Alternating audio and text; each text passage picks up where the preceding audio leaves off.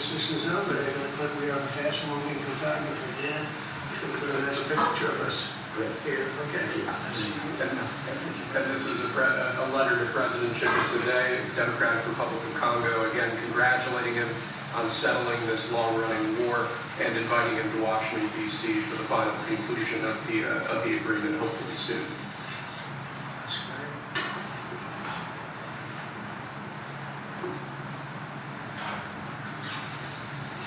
Thanks, sir.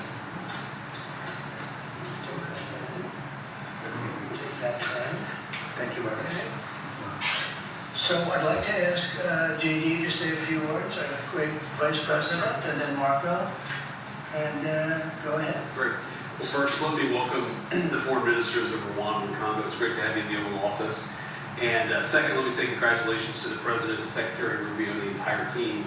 I think for the people of these two countries, they should know that the United States is committed to the pathway of peace. But to my fellow Americans, this is really a celebratory moment. This is a big moment for our country because under the President's leadership, we've taken what was 30 years of killing and war, the worst war in terms of death count since World War II, and now we're on a pathway to peace. And so if I think about what I know about these two countries, for 30 years, pretty much the entire time that I can remember these two countries being in the news, much of the story has been about them fighting one another, about them killing one another, and now we can look forward to a future where my children will look at this moment as the beginning of a new story, a story of prosperity and of peace. So thanks to the President, congratulations to the entire team, and to my fellow Americans, we should all be really proud because it's amazing what active presidential leadership can accomplish when it's geared towards peace and prosperity, and that's what we have in the Oval Office right now. So great job, sir.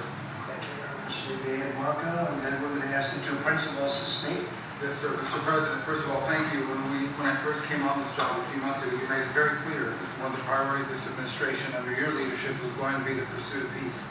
And from day one, whether it's been in Ukraine and Russia, whether it's been Pakistan, India, whether it's been Iran, Israel, and in the continent of Africa, your priority has been on peace. And today we see this come to fruition. It's sad, but wars get a lot more attention than peace.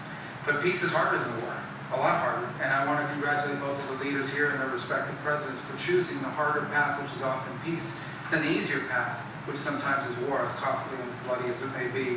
And I echo the Vice President's statements, and that is that America should be very proud that the #1 voice for peace in the world today is our President, your President. And so thank you, President Trump. And I want to, again, recognize Dr. Boulos and the work he's put into this from day one. He's really put a lot of time and effort, and as our friends from the respective countries can share with us. And last point, I do want to thank, you've done this already, but the African Union, Togo, and Qatar, who have been extraordinary partners, and whose help we're going to need to continue to receive in order to bring all this to fruition. So congratulations to both of you. Thank you, Mr. President. Great job, you've done. You want to start? Either way. First, You're right. Thank you so much. Again, You're right. thank you so much, Mr. President, for having us here. I think I can summarize my contribution in 3 main points. First of all, thank you and congratulations indeed for this remarkable milestone, which is putting an end to 30 years of conflict and of suffering, and which is redefining the perspectives that millions of people and of citizens of the Greater Great Lakes region will have. The second point is stay committed, stay on board.